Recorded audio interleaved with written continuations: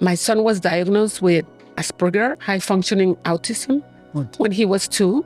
After the pandemic, it was really hard because he didn't adapt again to go back to school.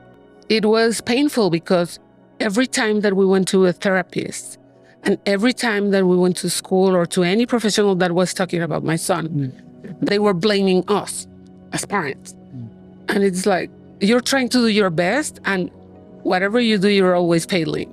But you take things beautifully, and then because your heart is open, you're a very caring person, and instinctively you don't understand what is getting involved, but you understand, this is necessary. I want to do this, helping my ancestors, helping my child, and then because of that, you have a big discovery, and you do what you need to do that has to transform your life so much. Welcome to Get Enlightened with Master O, a podcast about energy, wisdom, and healing. And we're here with our very special guest, Georgina Padilla, who's been in the beauty industry for 20 years. She's a makeup artist. She's actually regional director for artistry for LATAM for MAC. And I had the huge pleasure of having her do my makeup for me today. So we have the great pleasure. Thank you, Geo, for being with us today. Thank you for having me. Geo's got an incredible story to tell that I think is going to amaze many of you online. But tell us a bit more about your life, Geo. What are you doing? Tell us about your love, your interests, and your job. I worked as a makeup artist a long time ago, and I've been working at MAC for 20 years. I have a son. He's 11 years old. And I've been in a life that is really fun, honestly, because I have a lot of opportunities at work to be able to join like fashion shows and doing like different things, makeup trainings. So it's a life that it's really, I feel it's a privilege and it's really nice. I've been in the search of like also personal development. I've been in therapy for a long time. I love any healing thing that I can find out there. And it's something that it has always attracted me. I'm a psychologist and I have a major in psychoanalysis. And I never did like a professional job, like being a therapist or a clinical psychologist. But I've always been interested in the mind and in people and what happens underneath like all the layers of what we show to the world. Right. That's something that I love. And even I didn't work as a clinical psychologist, it's always something that has interested me and that I've done for myself forever. You know, I've been in therapy since I was 11. So it's a search. It's a long search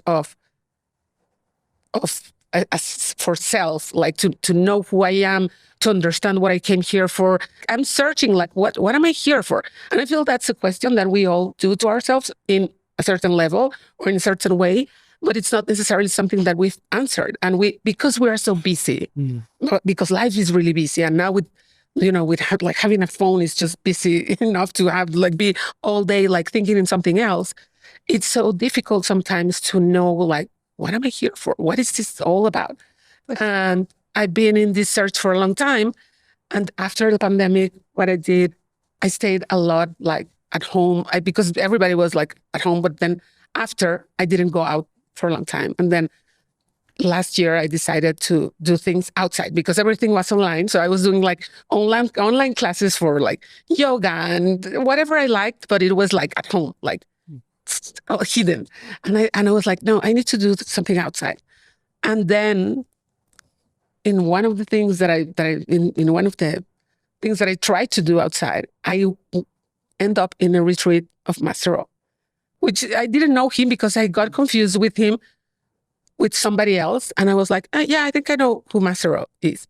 But it was Master O is somebody else. So then I got there and I'm like, yeah, this is cool. You know, I'm going to meditate. I love this. Maybe I don't know how the meditation is going to be.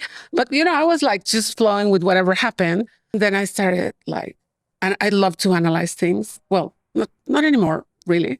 But I used to love to like analyze everything and know where I am and then see people and then trying to like measure and calculate whatever is happening.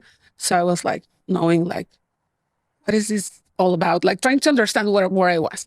But I was enjoying it, whatever. And then somebody tells me that there's something else on Tuesday, because the retreat was like Saturday and Sunday. So somebody tells me at lunch, there's another activity on Tuesday. I'm like, I already paid for the retreat. I want to come on Tuesday. Like, I want to get the bonus track of this retreat or whatever's happening on Tuesday. And then I go to tables in the front, and then I go ask to Master Sophie, like, what is that? And then so they gave me a consultation. They explained about ancestral healing, which I didn't know anything about. And then I start like understanding all that. It was very different because I've never heard about it. And then I was like, okay, maybe I need to do that. And I sat next to somebody that went to a treatment with Master O, and I was like, okay, I need to have that treatment. So I booked Master O, and then I booked, and then I start considering the ancestral healing, and I'm like, yeah, maybe I need to do it. So I go to the consultation with Master O, and then he tells me, you're really blocked, because I was thinking in doing like some of the lines. Your family lines for my family lines for ancestral healing. And he said, you're really blocked. You need to do more lines. That's not enough, like what you're planning to do tomorrow. And then I'm like, okay, let's do more. I feel that intuition is something that doesn't necessarily only comes from ourselves. I feel that it comes from ancestors, like being close to you and guiding you, like, come here, come here. It's not something that it's known. That's why you don't know they bring you there. They are like, please go there. They direct you here. Like when somebody's directing the traffic, Right. they're directing us, but we're like we don't get it. We don't get it. We're too distracted. There are so many voices in our heads. We read so many things. There's an overflow of information everywhere that, like, the voice of the poor ancestor that is really low, we can't hear it because there are so many voices of everything. But that was the voice. That was like, well, that was Master O2 saying, you need to do more. But I had certainty that I had to do it. And I didn't know much about it. So when I got to the center to do the ancestral healing, then I was like, I've been here before. I've been in this building before. So this tattoo is a tattoo that I got in the floor downstairs from the center. But it's the first time in my life that I do a tattoo with a tattoo artist that I don't know. So it was one day, a promotion of a tattoo. I would never do that. And then suddenly everything made sense because I was like, my ancestors were so desperate, like trying to bring me to that building. So they bring me with what I know, right? So do a tattoo. Maybe she's going to see the other floors and try that, you know? And then so 4 months later, I'm there doing my first ceremony of ancestral healing. It's been a journey. I've been for a year, like doing all my lines slowly.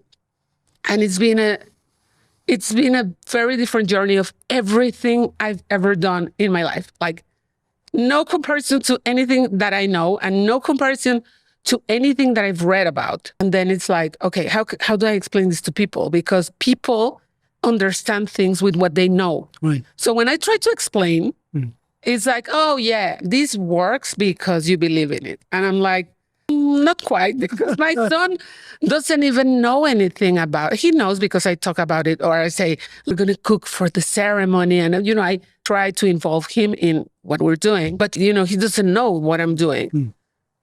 And then my son was diagnosed with Asperger, autism, high-functioning autism, when he was 2. After the pandemic, it was really hard because he didn't adapt again to go back to school. So it was tough. And in the school, they didn't know how to manage him. He had like rage, like tantrums. And it was painful because every time that we went to a therapist and every time that we went to school or to any professional that was talking about my son, they were blaming us as parents. You're trying to do your best, and whatever you do, you're always failing. So you said he was on medication, right? After. So after the pandemic, he came back to school. It didn't work. And he came back being at home for 8 months at home. Everybody was at school and my son was in my house. So it was really tough. When we tried to put him again in school, they said, okay, it's not a yes and it's not a no. You need to bring your son with this neuropsychiatrist and he needs to be like diagnosed. Then they put him into medication, which was Medication. medication, which was good for him because he was more stable and stuff. Which medicines did they give him? It's medicines for like ADHD. So he was more stable, like emotionally, not like having these Like outbursts? outbursts and all that. So that was better. They let him get into school, but he needed to be with a shadow, like A mentor. a monitor all day, an adult, a professional. And we were like doing everything as all parents do, everything you can. So he was going with that person. But then after we started the ancestral healing, I don't know, I think it was like 3 months later, he didn't need the mentor anymore. And in the moment when the mentor didn't go to the school because he was sick or whatever, they didn't let us bring him to school. It was like he was not allowed to get into school that day if he didn't have this adult with him taking care of him. So after that, he's like, he could be without that monitor. Wow. And it's not about the logistics of having or not that person. But I feel that he's more calm. He's happier. He used to be the kind of kid that didn't like to do like homework, and then he tried to sneak and say that he was sick not to go to school. But now he's like, no, tomorrow I don't. One day we needed to travel, so I went to pick him up at school, and I was like, you need to travel tonight because his grandfather passed away in Costa Rica.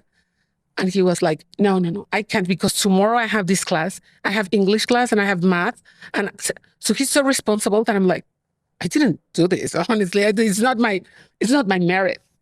Like that he's so focused and so responsible and so calm. And he still is, an 11-year-old that do whatever he wants or do things that are not right, but that's normal.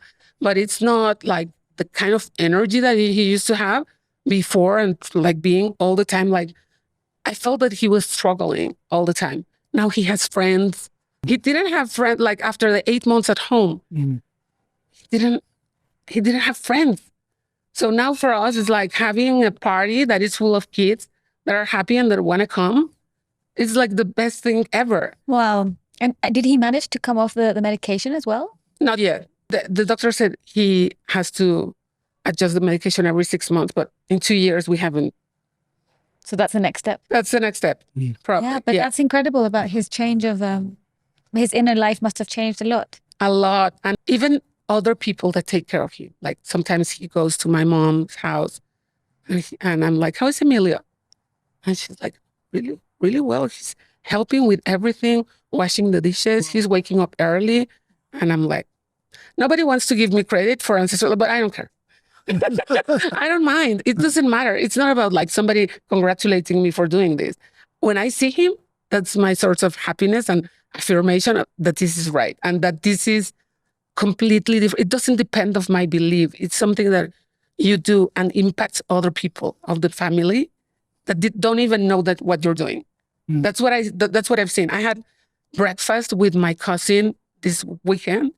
And then I was talking to him a little bit about ancestral healing. He didn't know what it was. And then I asked him, have you noticed any changes in your life in the past year? And he was like, yeah, I feel more self-confidence by far, very different than in other times of my life. And all these challenges that I had, I didn't react as I would react at other years. I was calm. And there are so many like good professional opportunities that are coming to me. And I'm like, I don't say much, but I just feel happy to know that this is happening to them because he's part of my family tree. And some of the lines that of his branches of his family tree are the ones that I already healed here. And it impacted his life. That makes me, deeply happy. He doesn't need to say anything, but I just seeing how it impacts somebody that didn't even know what I was doing makes me confirm what I see every day here on myself and on other people. It's not something that you necessarily can't explain really well because it's very different of what you see out there in terms of I've seen people that say, yeah, I've done that already. And I'm like, well, I don't know what you've done, but I don't think it's the same. It's different. It's different because there are like constellations and there are other things that work with the energy of the ancestors. But I feel that this practice is completely different of what's out there.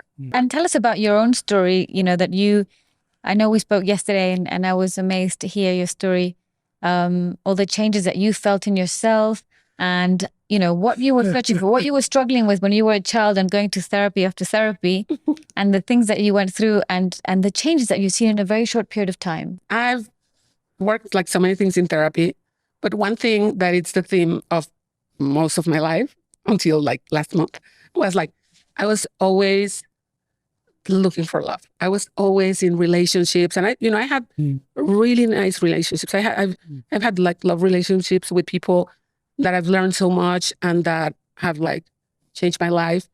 But still, there was something that wasn't necessarily what I wanted. So I always felt, no, this is not really what I'm looking for. So even the relationships last 7 years or 4 years, I never had like short relationships of 1 year, but it was always like, I'm a serial monogamist, right? So I'm like one after the other. But it's like a permanent search of love. Last month, last 3 weeks, it's not even a month. I felt like, finally, I'm not searching for this anymore. Mama. I don't need it. No, I don't need it. I'm not focusing in that anymore. And then I realized that, so I talk to my sister and I tell her, I don't have a crush anymore. Except I had always a crush, which is really normal in this society, like having crush, being in love. All the songs that you hear out there are songs about love or heartbreak or both, right? Like falling in love, finding your love of your life, or heartbreak, or some iteration of all that. Somewhere in between. And then I'm like, I've heard stories of people that don't feel pain anymore in some part of the body. That pain went away from me. The pain of not having somebody, the pain of not finding the right person. It's not there anymore. Like one day I'm like, I don't have it anymore. Freedom, no? It's like a burden. It's a burden, but I didn't know. I didn't even know it was a burden.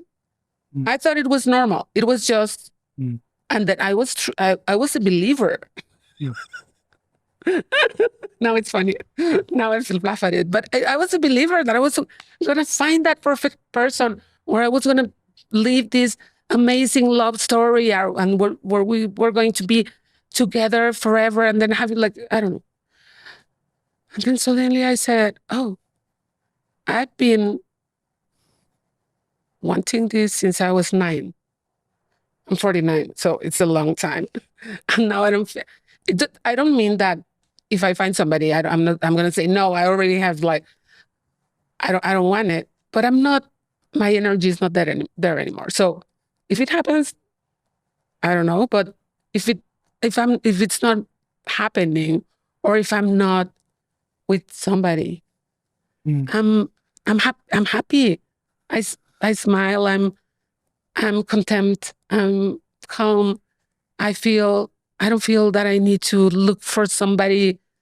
That's amazing, because I think that's something that many people share. And I think many people listening to us now will understand that kind of constant search of not being complete. No, it's looking for one partner, then it's not enough. And then another partner. It's a constant void that we cannot fill. 100%.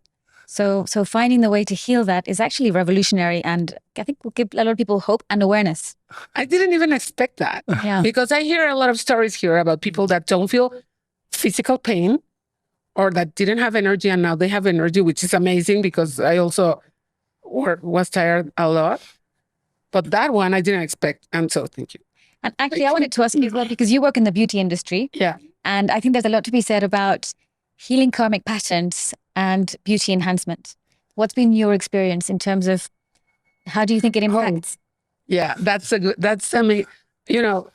I work in the beauty industry and we focus a lot in what you put on, what you apply, the techniques, and there's like so many things.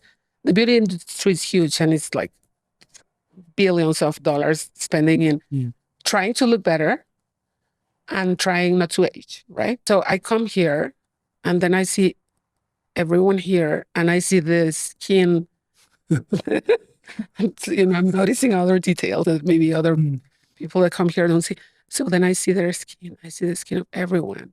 And I'm like, oh, this is interesting. Everyone looks like radiant. I don't think they spend all this. I don't think Master O goes to this No, never. to all the treatments that we spent like all your money on. So I'm like, this is suspicious. I need to know more about it. And then, so I see it. That's a reason. One of the reasons why I like it here. And then so I start doing my healing and then coming every week because I also come every week for the ceremonies. I do my prayer, doing prayer every day, and not like one day I do it and then one day I don't do it. Like being more consistent in prayer. And then random people tell me in a Zoom call where I don't have makeup because maybe I woke up late, whatever. And they're like, oh, you're radiant. And I'm like, you're beaming. The treatment stuff. I do spend money in dermatologists and things but I did it before, I've done it before. It's not something that it's new this year. But then the comments this year are, you're beaming, you're radiant, you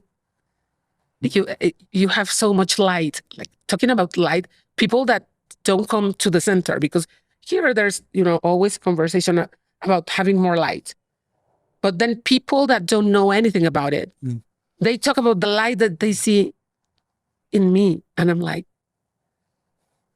so that's really cool. And I think, that makes me want to work more in beauty towards spirituality. Because giving people the tools to find out more about that. Yes, because otherwise you spend in things that you put on yourself.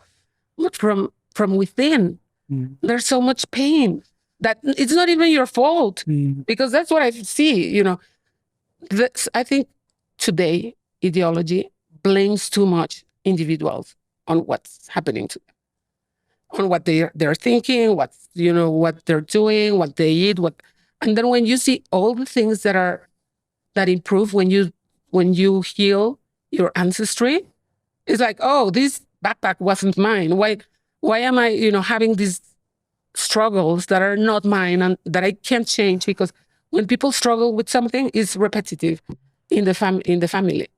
And then there are some things that in the entire family, they can't change. Whether it's money or maybe it's, whatever, maybe they fight too much.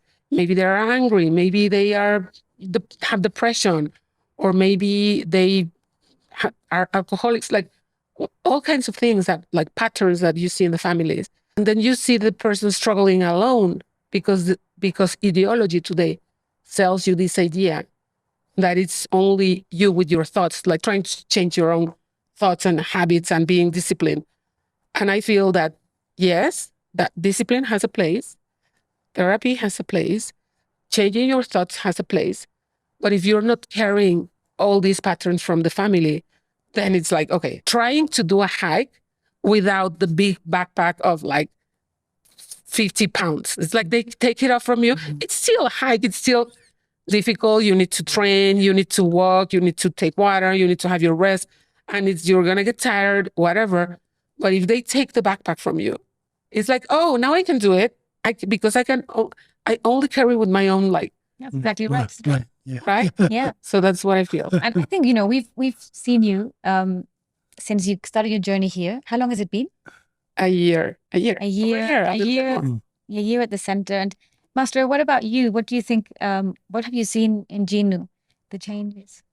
Yeah, changes has been massive. Because when I see the people, I see of course we are physical beings. We see what's happening on the physical level. For me, my interest in what's happening the inside. So I understand the material, the ingredient in this. Yeah, we need food, air, water. We have the matters. And then, but I can see it, invisible matters, what we need. Yeah, light, right? We're talking about the light. the love, invisible, energy is invisible, peace is invisible, calmness is invisible, clarity is invisible. Yeah, this all the ingredients we need. So when I saw her and where I see, wow, a lot of the things she's been carrying. So when I look at the people giving treatment, then there is blockages that we've been carrying from our life, from ancestors' life. So supposedly all the system has to be gotta be open. Mhm. Then the system is ready to deal with everything, like whatever we see, whatever we hear, whatever we're experiencing. But things we carrying a lot of the stuff already. We have a lot inside, and then we don't have a space to take things in. Especially, it's very hard to tell. Well, this is good, this is not good for me, because already we've been carrying something we shouldn't be carrying. Doesn't help us to tell what is good for me, what is bad for me. Usually we follow our pattern, our habit, coming from the pattern blockages that we've been carrying. So why when I treating you, wow, this lady is carrying a lot of weight, a lot of blockages, and you're talking about, oh, okay, I'm going to do certain branches. I told you that's not enough, because I can see the blockages, like a habit, the burden, emotions coming from somewhere, and then we have to release these blockages, and we have different ways to deal with what we inherit from the family, what we been create from our life, our past lives too. But you take things beautifully, and then because your heart is open, you're a very caring person, and instinctively you don't understand what is getting involved, but you understand, this is necessary. I want to do this, helping my ancestors, helping my child, and then it's because of that you have a big discovery, and you do what you need to do that has to transform your life so much.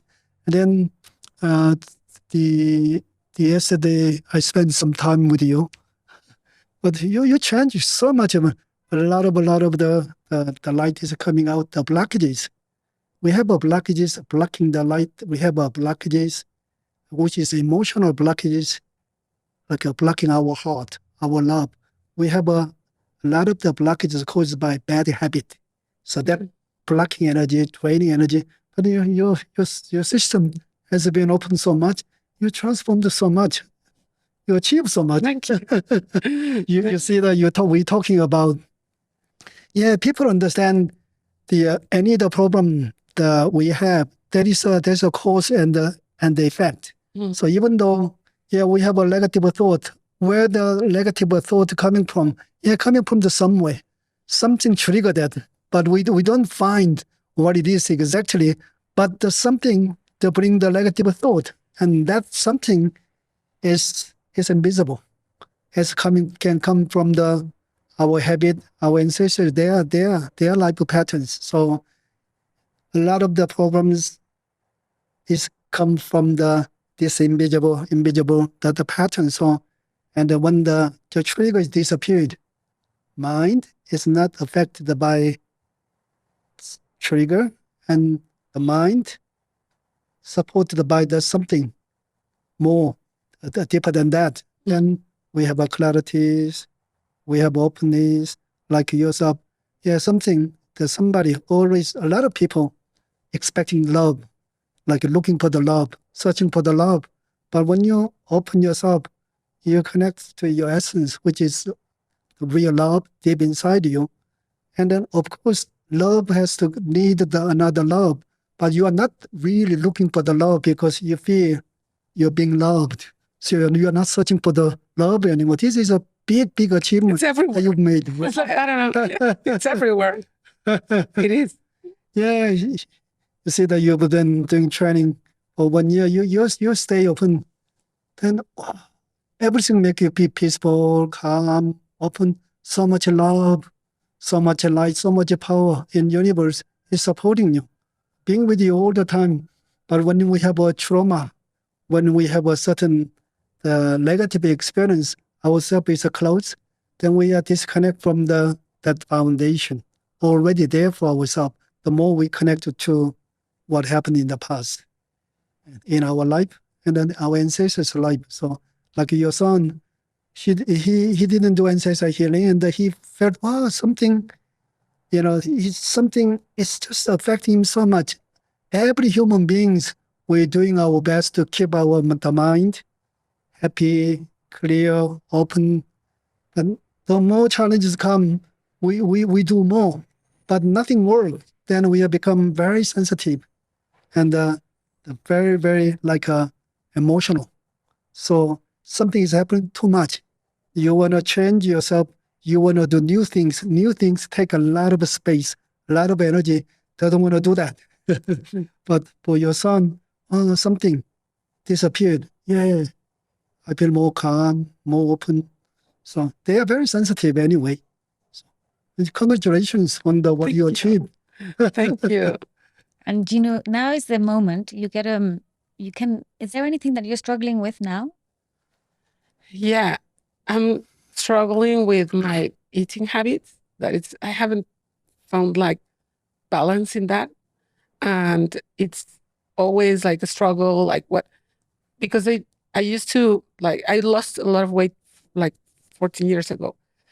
And then I kept that weight for 10 years. And then when I came back to Mexico, it, it's like all this energy came back again. And I've been thinking, no, it's the food, it's the family gatherings, it's like trying to understand why I can't just take better decisions, because I have the knowledge and I used to do it.